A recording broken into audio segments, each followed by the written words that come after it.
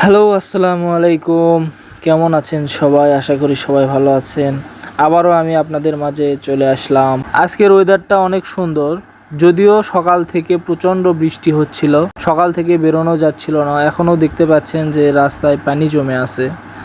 রাস্তার অবস্থা প্রচণ্ড খারাপ, তারপরেও একটু বের হলাম। তো অনেক দিন ধরে আমি দেখছিলাম আমার কমেন্ট বক্সে সবাই কমেন্ট করতেছে যে ভাইয়া আপনার ভিডিও কবে ছাড়বেন, অনেক দিন ধরে আপনাকে দেখা যাচ্ছে না।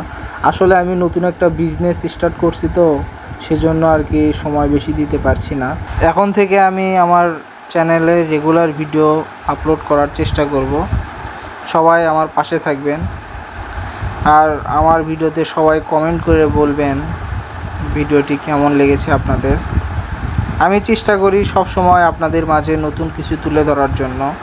আমার কাছে যে বাইকটা দেখছেন, এই বাইকটা সবারই পরিচিত, টিভিএস RTR 2B একটি বাইক। এই বাইকটি এক সময় অনেক জনপ্রিয় ছিল। যারা কি না 2025 সালে এসেও এই RTR বাইকটি কিনতে চাচ্ছেন, তাদের জন্য এই ভিডিওটি অনেক হেল্পফুল হবে। এই বাইকের বেশ কিছু খারাপ দিক রয়েছে। তার ভিতর প্রধান খারাপ দিক হচ্ছে এর কন্ট্রোলিং সিস্টেম।